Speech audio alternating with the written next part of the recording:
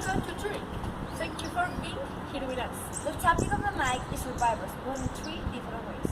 1. Diana Verdugo with abuse survivors. 2. Valentina Briceño with September 11 survivors. And 3. With me, Laura Fajardo, with cancer survivors. Hello, Charlotte. We are glad you are here with us. She is Charlotte. She is survivor of abuse. Okay, first, how do you define to be a survivor? I think that people think that when you're a survivor is when you pass something difficult or unusual or something that is hard to the people or to the society.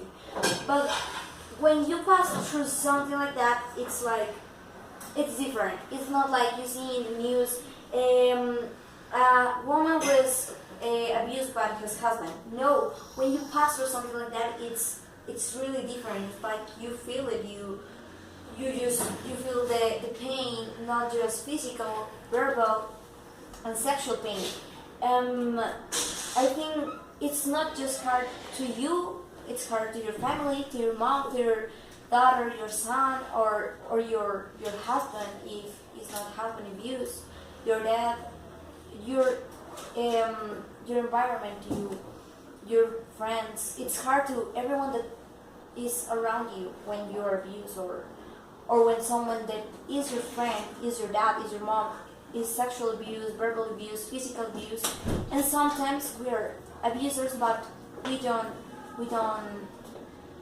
know it. I mean, sometimes we treat bad our kids, our son, our daughter, and we are not noticing is something that is bad to their brain, to their verbal abuse, but we don't notice it. Okay, seconds. Okay, second. How did you feel in the problem and after? I think that I want to tell my story from the beginning. I met my husband, David Waters, when I was in the school in the last year, and we went to the same college, and he was like the cutest guy, the guy of the dreams of every girl, but he was so cute. He gave me chocolates, he gave me roses, he gave me any flower. He took me to the cinema to eat an ice cream, to go out or whatever. He was really, really cute, like the man of every girl dreams. But it was not like that then. I think that I fell in love with his look, with how he dressed, how he looked, but not really what he was.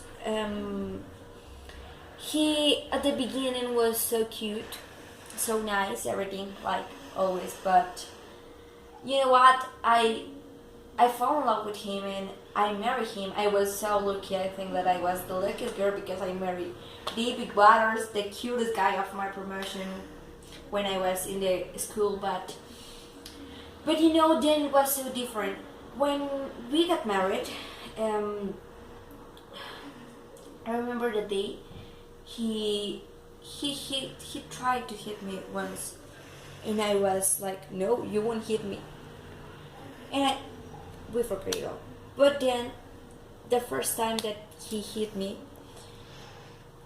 I let him. I mean, you girls don't have to let boys hit you. If you let it, the ones they're gonna do it more and more and more, and they could kill you.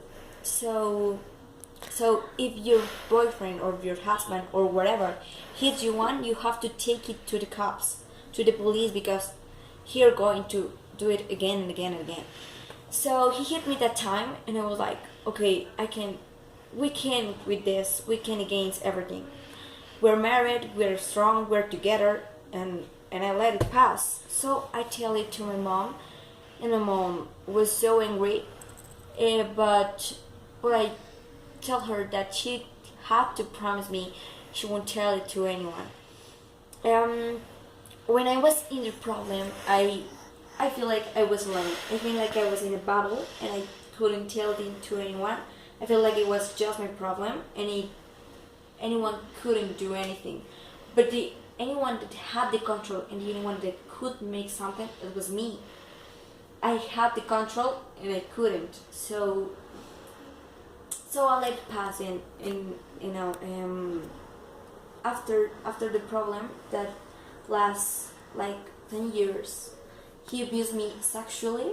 I didn't want to have relations with him because I lost the love for him. He hit me. He told me I was stupid. He told me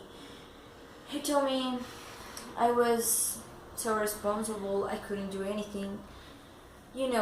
All the things that make you feel you're so you're nothing, and you can let people do this to you, no matter if your mom, no matter if your sister, your brother, if it's your boyfriend, and if you're in love with him, you have to think with your head and know with your heart, because if he is making you something or abusing you, it's so different. So after the problem, I decide to take him to the police, because not once, many times he tried, and he almost killed me with he had me in the head, he threw me to the floor. He was, and not it's not just the physical abuse, the verbal. I mean, my head now, after all this time, is like, you are nothing. You don't do nothing. You don't know how to do nothing. And that's something that I think it's going to be with me all my life. So after the problem, I feel now that I get over it, I feel alone. I feel I was so stupid for letting me hit me the first time, because if you let him hit you the first time, you're going to do it all again. So yeah, I feel so alone. I feel so sad. I lost completely the love for a person that I was totally in love with, that I was 10 years with. 5 of them, he hit me. He told me I was stupid. He told me I was a bitch. Another thing, he was so jealous. And if a person is so jealous, he's like freaking you, and you are like, no, I can't be with this person. You are so jealous, you have to control it. And yes, I feel so alone, I feel so sad, and I feel so stupid. Okay, how does it affect you now? Like I was saying before, I think that a survivor is a person that have to carry on a lot of hard things, not just in the moment. You have to carry with these things all of your life, and I think that moments are the things that make you who you are, and from the person you are now. I think that if this wouldn't happen to me, I wouldn't be this strong that I am now. And when you pass through something like this, you have a lot of abilities. You have to be so strong. You have to be forced. You have to be patient too. And it's something that learn you how to have faith in that life is not easy for anyone. I think that the survivors have scars. I still have flashbacks of my husband hitting me and telling me I wasn't about anything and I couldn't do anything, and I was so stupid and I was a bitch and I was everything bad thing that you could imagine. That's all that my husband told me. And I think that the worst memory I have is that once my husband told me I was the worst mom in the world. And there is nothing that I love more in this world than my daughter and my son. So if the person you most love in this world, the person that you choose to share your life, all your entire life, that you married him, that you love him, that he fell in love with you, tell you are the worst mom, it's so hard.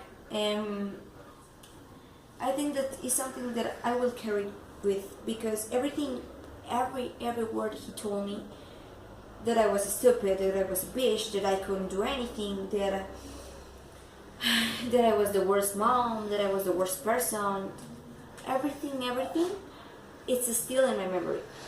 But I don't believe it now. I just can't believe it now, because now I am a strong person and I got over it. In this moment, I believe it all because first, I love him, and I love him so much.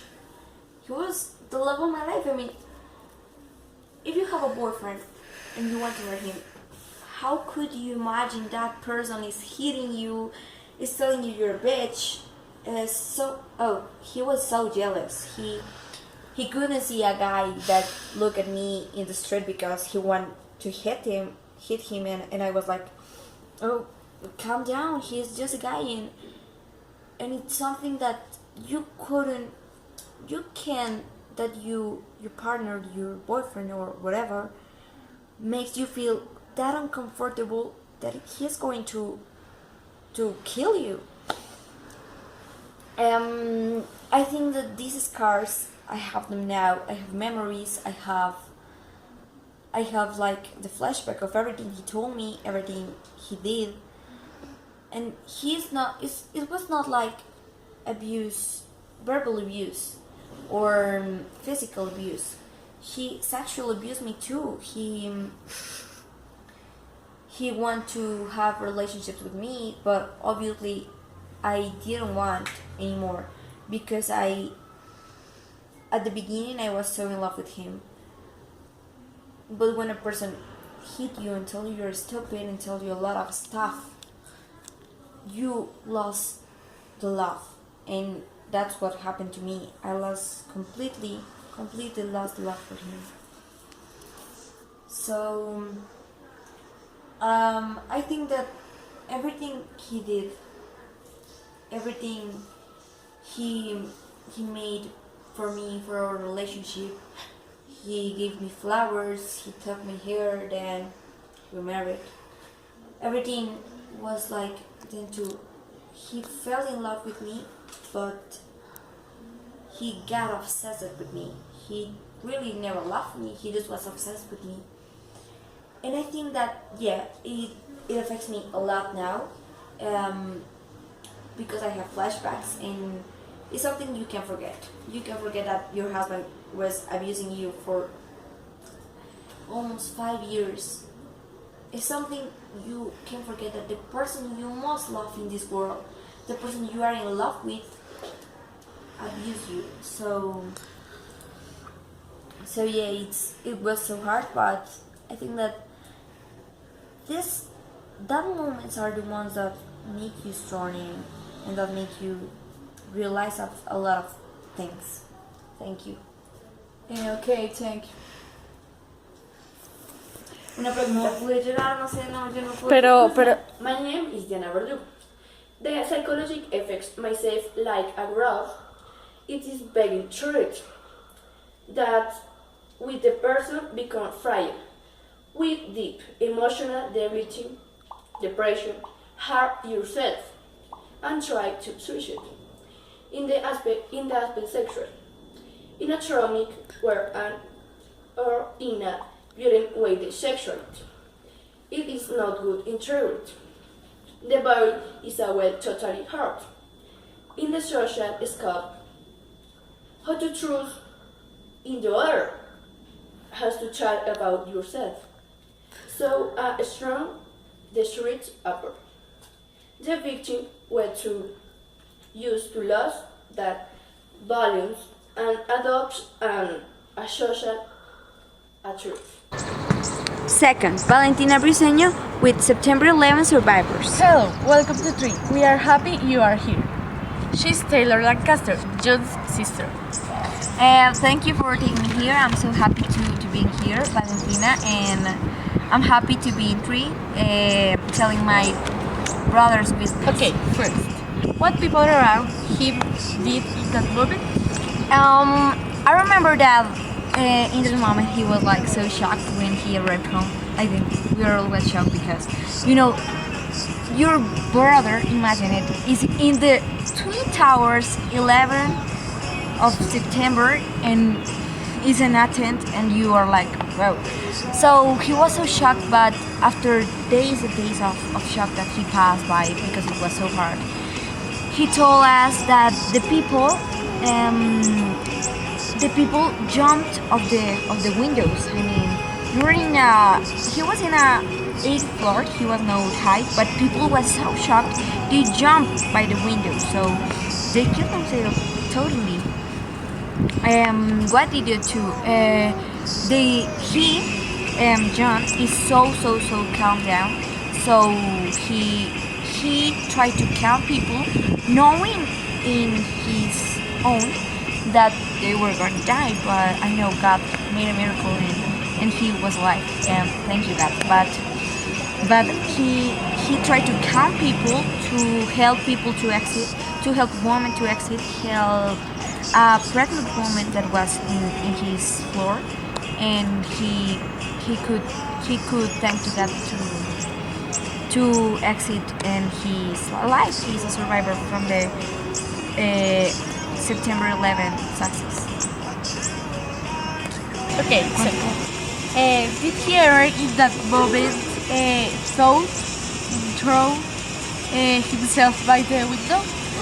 I think that in a moment of that real thing to do anything, I think he thought to kill himself or to, I don't know, to stay there or to exit. I think by his mind passed everything. I think, and he told us he didn't know how to act, but in that moment he was in the 8th floor and he really thought to throw himself to the window. But I think that when you think that you are, I think if you're in the floor 24, you're gonna throw yourself by the window. You can't do anything more. You have no hope to exit. You just have to throw yourself. And you see the videos, and they are all throwing themselves by the window. So I think that he imagined it, but he say well, I have a family, I have a children, I have my wife. So he really think it, but then he said, I'm in the 8th floor, I can't lie, and that's what happened. He really lied. He is not alive, and if he threw himself by the window, he wouldn't be alive. You have in that moment is so shocked, but you have to analyze it, to think in your family, to think in yourself, to think in your future, your son, your daughter, your husband, your father, your mother, whatever. So yes, he tried, but he saw all the people exiting, and he said, I'm in the 8th floor, it's not the end. I can't do it if I try it. He didn't lose the half. I mean, if you throw yourself by the window, it's the end. But if you try to exit, maybe you could die, but maybe you could live. And I think that's what he thought in the moment. Thank you. First, in that moment, what you thought? In that moment, I was at my work in New York, and all the people was talking about it, and it was like, what happened? My brother is working in the Twin Towers. I mean, it was so shocked because I was like, I hope God he's alive. I hope, and I started to cry like crazy. Obviously, it was so shocked to know that my brother was there in the North Twin, and I tried to call everyone to know it, but they all know it. I was the last one that knew it. So in that moment, I was I start to pray, to tell God that keep him alive if it was what him what. I worked close. My work was close to the Twin Towers, so I were here. I went and I saw all the all the twins so distressed. It was all the people around, the police, the cops, no, you could listen people screaming. You could listen people like getting out of the cars and watching it all. You could see people throwing from the windows, and I was like, I had to wait like 12 hours to know if my brother was died or he wasn't. So I thought like, I hope he's alive, but it was so shocked. My mom was the worst. She was so shocked. She was so sad, so panic. And I told her everything's gonna be alright. So we start to cry, we start to pray. And at the end of 12 hours, I knew my brother was alive. Obviously so shocked, obviously with some like scars, but alive, and that's what matters. And I was so happy when they told me that it's like we come to life to tell that your brother has survived to something like the success of September 11.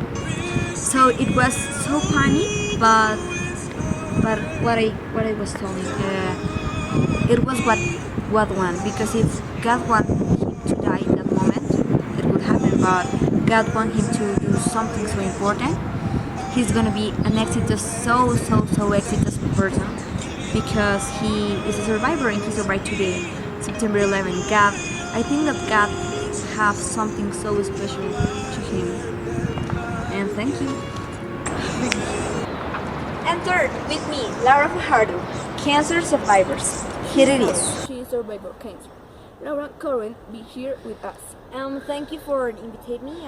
I'm so happy to tell my witness to the people, to inspire others, to tell them that you can spread this, you can get over this. So thank you so much. What do you think it's a survivor? I think that is in different ways the concept of survivor changes a lot. But in my concept, a survivor is like a person that passed through hard things, through things that another person couldn't pass, or don't have the same abilities, or don't have the force, or the power, the strength. I don't know, but it's something that not just you live with, your family live with. So it's hard, but then you feel like, my hair is back. It's something that you can get over, and that is not impossible to pass through. So a survivor is like a person that have some abilities to pass through some hard things, but not impossible things. So I think that's it. Thanks. Okay, so how it was? At the beginning, it was so hard. I mean, my mom hurt a lot. My mom was so painful. She told me, I listened to her cried every night in her room. I saw my dad cry. There is something like impossible. My little brother, my aunt, all of my family was so impacted. My friends, I had to leave school, so it was so really hard.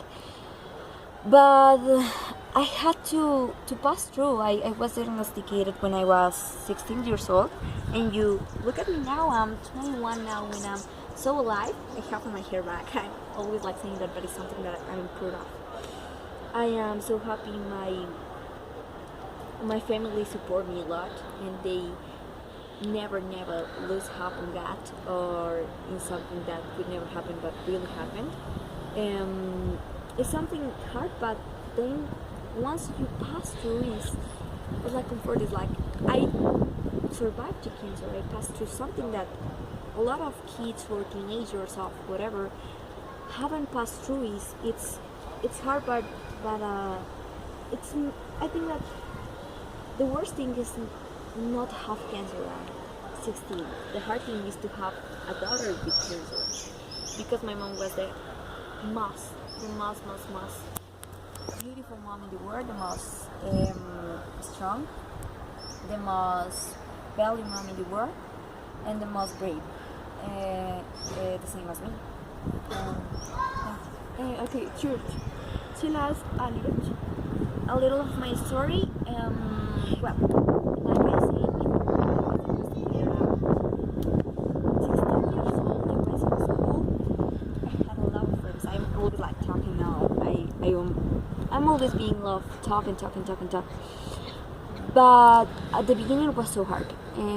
My friends cried, my teachers cried, my family, everyone. But once I leave at school, I try to have distance with the people I love, because when you have cancer, you're a grenade, and at some point you're gonna explode. So I try to make distance with people, but then I noticed that wasn't it all. And look at me now. I'm get over it. I could get over it.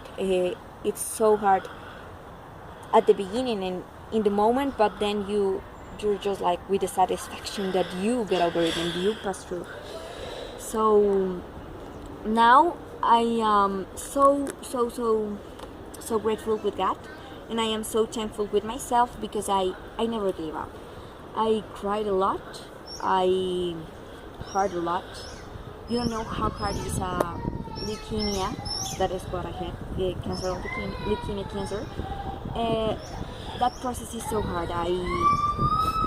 My blood, it doesn't work really. I have like blood in the nose, blood in I have like some little things, but it's something that is like the scars that remember you that you pass through. And I passed through, so I'm so thankful with God and with myself. And that's all. Thank you so much. Thank you. Thank you for being here with us in 3. This is all for tonight. Good night.